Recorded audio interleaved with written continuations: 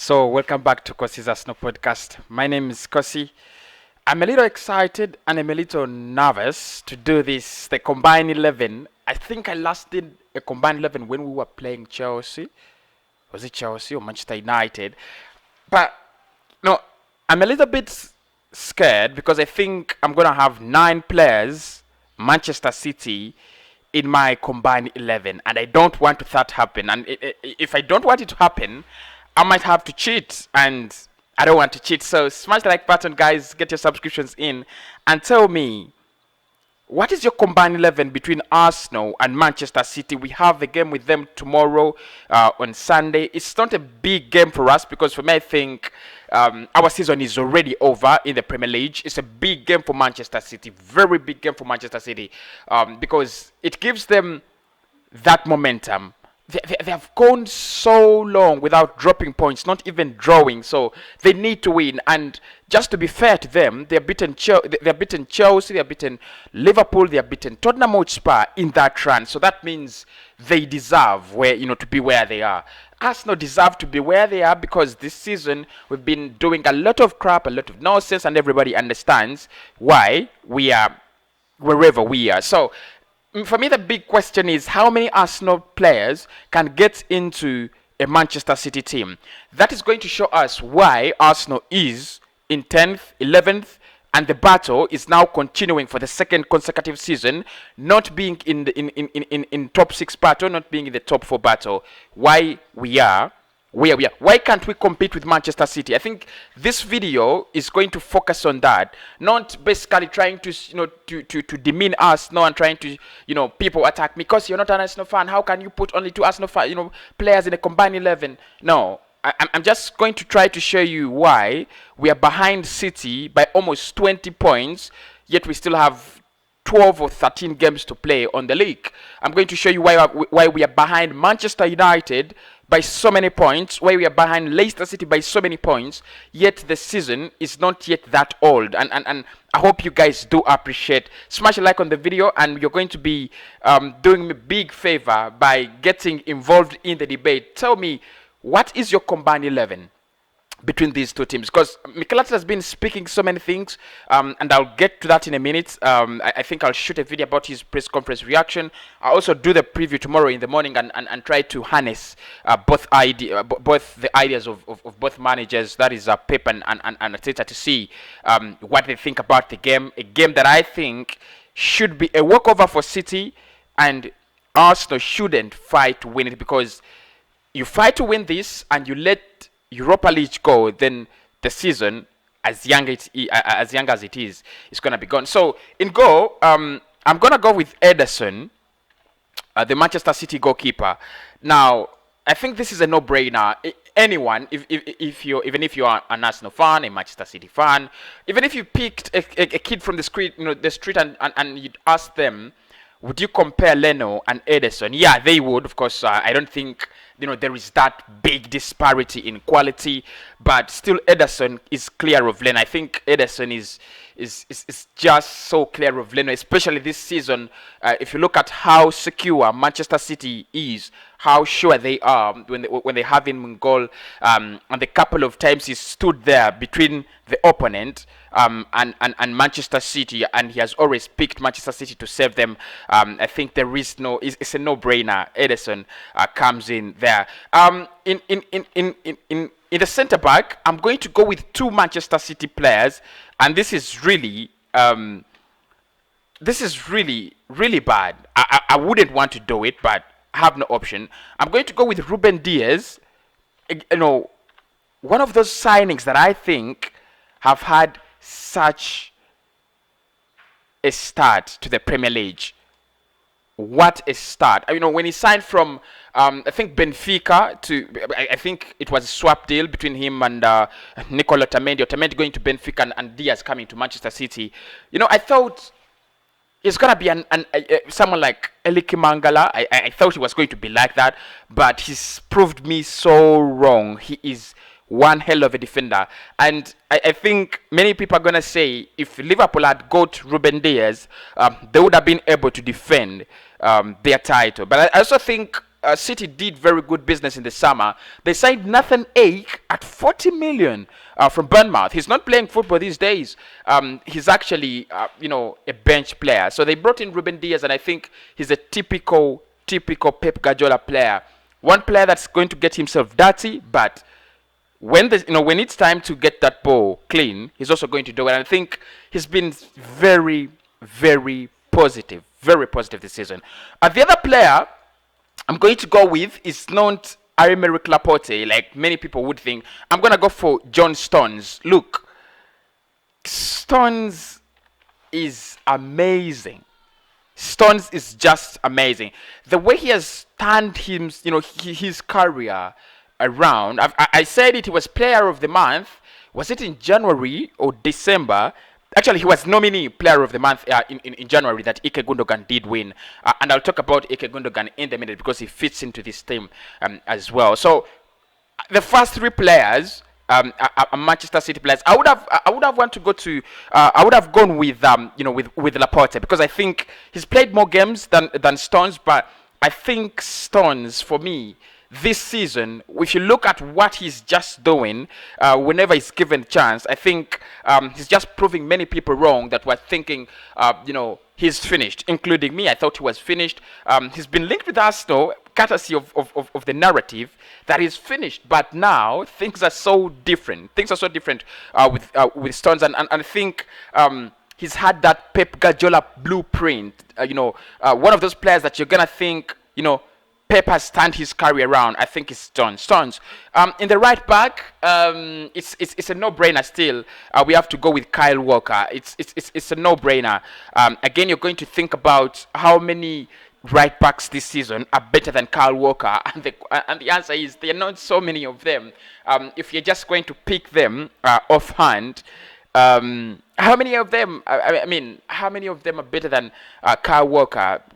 Trent Alexander-Arnold is not that good anymore. He is good. He's a very good player, talented and so on. But I think this season is not his season. Let's just be honest. So I think Kyle Walker still gets into the combined 11 Arsenal versus Manchester City. Moving forward, the left back, Kian Tierney and Joao Cancelo. This is where you would have something to think about. Kian Tierney, Cancelo. And because we don't have a player in this team, I told you I will need to cheat. I think Cancelo has had a very great season, but I can't have 5 Manchester City players in a combined 11 without an Arsenal player. So I'm going with Kian Tierney, who has had a very tremendous season, by the way, but of course not so clear of Joao Cancelo. I think Cancelo has been, for me actually, if you ask any 3 aside, interesting City players this season, I'm gonna say Ike Gundogan because I really do appreciate him a lot. I'm gonna say Phil Foden and then Joao Cancelo because he's been actually good. But if you look at us, defensive-wise still in our defensive structure, any player that can actually compete with Manchester City players, Liverpool players, Manchester United players is Kian Tierney, not Bellerin, not Gabriel, not David Louis, not Rob Holding, obviously not Leno. It's Kian Tierney. So I'm going to go with Kian Tierney, however much it looks like I'm cheating for my club. In the midfield, this is where things actually go wrong. Thomas Partey has not been playing, and for that reason, I'm not going to include him in this combined 11. So, because I already have so many players in the midfield, so I cannot actually include him. I can't include Thomas Partey. So I'll go with Ike Gundogan. My God, if you look at Gundogan and what he has managed to do this season, everybody's gonna say, Kosi, it's a no-brainer, and it is a no-brainer. I think Gundogan has had one of those seasons he has never even had, or he never had a chance to have at Dortmund. He was trampled by injuries, but this season he is Manchester City's top scorer. Just imagine. Ike Gundogan, 29 years of age, playing far deep with Rodri or Fernandinho or whoever is available, is Manchester City's top scorer, and he scored in big games. This is where he gets much of the credit. He scored goals against Liverpool.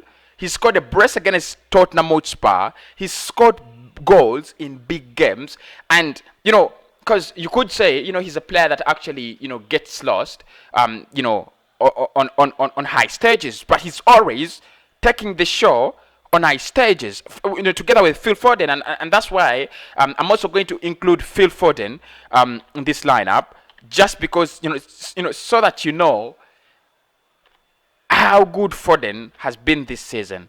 I think one of the things he has to thank Pep is letting Leroy Sané go, and I think he's one player that has actually benefited from the departure of Leroy Sané. He's risen through the ranks, very, very talented.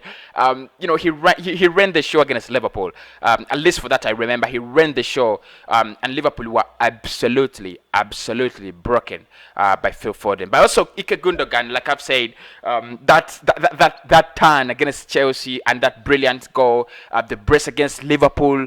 Did he score a brace against Tottenham Hotspur, if I'm not mistaken?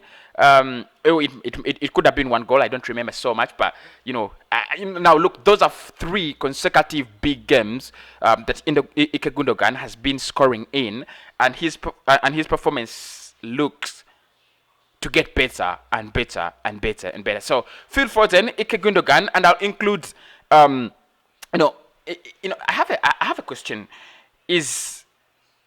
Should I put Kevin De Bruyne in this starting lineup, in this combined lineup? I think Foden has been good. I think Gundogan has been good. In that Arsenal midfield, there is no player that fits into the Manchester City midfield. So we are not brainstorming about Arsenal midfield, because look, Emile Smith-Rowe has been good, but not better than Phil Foden. Granit Xhaka has been good, not better than Ike Gundogan, and they play in the same position. Thomas Partey has been on and off, so you cannot really think or say that Partey fits into this combined 11, especially by the fact that I want it to be very, very result-oriented. So, and this is where the question is, do I put Rodri in this? Do I put Bernardo? Or do I put Kevin De Bruyne? And the truth is, I might go with Bernardo Silva. I might leave out Ike. I might leave out Kevin De Bruyne as well. I'm going to go with Bernardo Silva. And the reason as to why I'm going to go with Bernardo Silva is so easy. I think he's one player that I thought, he was having things go wrong, but he's another player that I think, if you ask me, players that have turned around their careers at Manchester City, he's another one. He's just doing so well. So I'll put him in that midfield with Gundogan and Phil Foden. I'll eliminate Kevin De Bruyne and eliminate Thomas Partey as well, because I'm not really satisfied with their shows. But we are still going ahead, and make no mistake. Okay, now the front 3, definitely, I'm going to start with the right wing, and I'm going to put Bukayo Saka on there. I think there is no winger at City who has had such a tremendous season than Bukayo Saka. The number of assists, how key he is at Arsenal. Of course, he's not scored so many goals, but I think even if it's right now, if you're choosing the Premier League team of the season right now, Bukayo Saka, you're gonna have a lot of debate, with Saka and players like Sterling and Riyad Mahrez. They're gonna be very, very big questions. And for me, I think since Riyad Mahrez has been changing positions, as playing as a false 9, playing as a left winger, right winger, and make no mistake, he's still that talented player. But I think I'll go with Saka, and then on the left I'll go with Sterling. Yeah, I'll go with Sterling. I think he's been there for Manchester City on a couple of occasions, and we really can't say he's not been there. Now the problem here is we need to select a striker, but the 2 strikers at Manchester City have all been down. And the 2 strikers at Arsenal, the 4 strikers at Arsenal actually have been up but not delivering. So the striking position remains untended too. And just like I said, I want to be a little bit result oriented. I want to be a little bit result oriented. I want to use a false nine instead of I can't pick Aubameyang, because of the results are not there. So I'm going to play Riyad Mahrez as my false nine. He's not had so much of a big season, but I still think I'll play him as my false nine. So that is my combined 11: Arsenal versus Manchester City, and I've put two Arsenal players in this team, Kieran Tierney and Bukayo Saka. I've tried to qualify them to be in this lineup, but still, if you look at Manchester City's quality and the quality I'm fitting in, the truth is Joao Cancelo should be in for Kieran Tierney. The truth is Riyad Mahrez should be in for Saka. Although I think Saka is having a very good season, so it's pretty clear. It answers the question I posed, at the beginning of the video, that why is Arsenal so far away from Manchester City? Why is Arsenal so far away from Liverpool? That's the reason. And even if it was a combined 11, with Liverpool, however much they are struggling, I think Alisson is having a nightmare of a season. You'd use Leno, but not because the quality of Leno is better than that of Alisson. It's only because Alisson is making mistakes. Their defensive four, if Virgil van Dijk is there, only one player still qualifies to be, to get into the Liverpool, the Liverpool lineup, and it would be a centre-back partner to Virgil van Dijk, who I don't think we do have right now. In the midfield, Henderson, Gigi Wijnaldum, and Thiago. Arsenal doesn't qualify to get in any player there apart from Thomas Partey if he's okay. Going up front, Bobby Firmino is replaced by Pierre-Emerick Aubameyang, and then Mane and Salah remain. So, I think now you can see why Arsenal is so far away from being title challengers, title contenders. Why we are so far away from being top 4 contenders. We don't have the quality, and I realized this in the January transfer window when we were clearing out players. I was mad. I was so mad at Mikel Arteta because he was, drowning this team. I am Mikel Arteta out, and I was Mikel Arteta out then. But then I looked at it and I'm like, if I was Mikel Arteta in this midfield without Thomas Partey, would I play Mohamed Elneny and milk him like a cow to get the quality? No, you can't. So I think Arsenal needs to clear out more and more of the players than actually start concentrate on the morning and cry, because I don't think it will actually do work for us. My name is Kosi, and that is your combined 11 Arsenal up against Manchester City. This doesn't mean we can't beat Manchester City, but it means our chances to beat Manchester City are 1/10.